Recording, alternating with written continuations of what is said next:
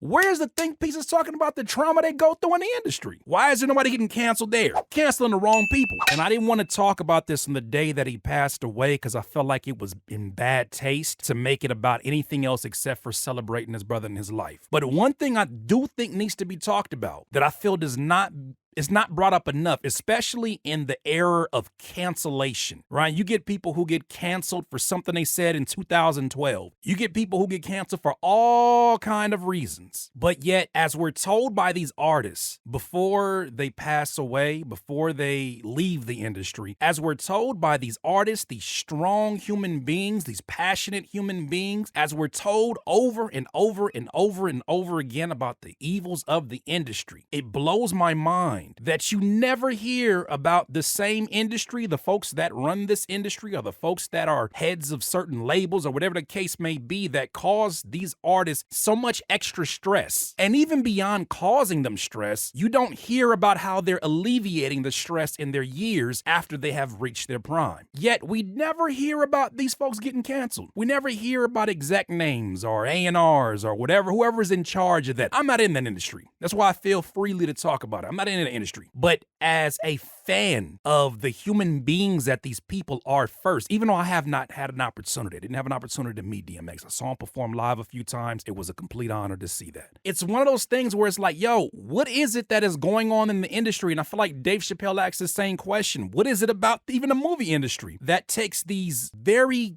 creative human beings, these strong-willed human beings, these folks that just have strength that it connects people, right? It instantly resonates. People who have the ability to be unapologetically them. What is it about this industry that breaks them down? And I cannot speak from experience in terms of being that deep into it. I know everybody has their theories. There's 1,000,001 videos on YouTube about theories about that. It's not what I'm here to talk about or even to debate. But what I'm here to say is that one thing that cannot be denied is that we continue to see the same story over and over and over again. And so DMX is obviously a legend, obviously a GOAT in this. It bothers me, not even as just a producer, but as a fan of these artists, the tremendous stress that they have gone through. And let's not completely put this all on the industry, right? Because there's always two sides to the coin. A lot of artists, a lot of human beings make decisions that they must own up to, that put them in these positions, that sacrifice their body. And, they went out and they said, I want to be a part of this, right? I want my music to be out there. But I think it's too easy of a scapegoat to just say drugs are the reason. It's too easy of a scapegoat to just say, oh, it was the crew that they were with.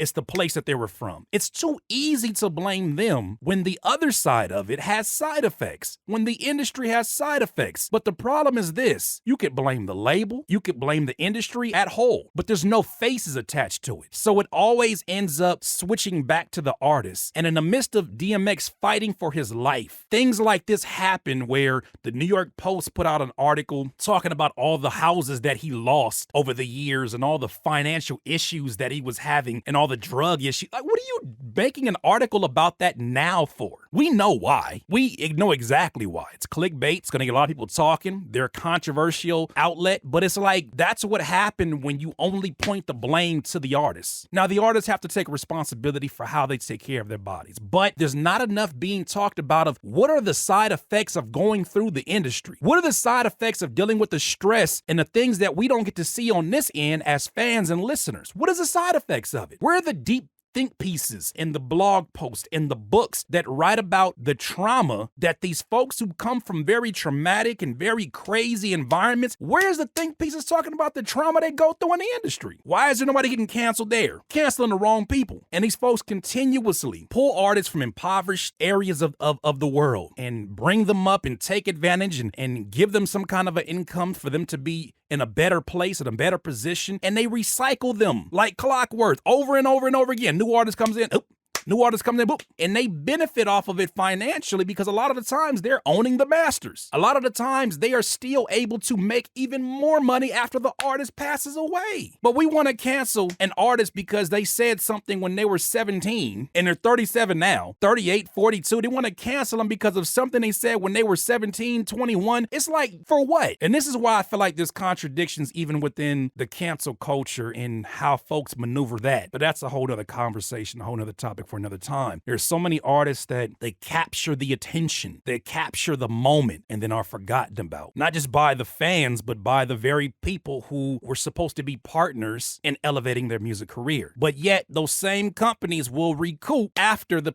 artist passes away. Merchandise sales go crazy. Streaming goes through the roof, 2,000, 4,000%. Somebody's eating off of that, but we don't discuss them. We want to focus in on, well, he had a troubled past, and he had this, and he had this, and he had that, and he had that. You cannot blame one and leave the other one without some kind of blame. There's a lot of artists that I'm sure if you had a real dialogue with, and I've had many real dialogues with artists that have done spectacularly well within the industry, who were like, take a seat. I can tell you some things about this thing that it brings me traumatic memories to even bring up. They don't even want to talk about it. But when they do talk about it, it looks like somebody who is shell-shocked. It looks like somebody who has gone through, it looks like a form of PTSD when I see artists that are talking about the things that they had to endure, the financial burden that this loan from the label put on them, the unrealistic expectations they put on them to figure out something that wasn't their business model to begin with, but they were invited into a space to do something.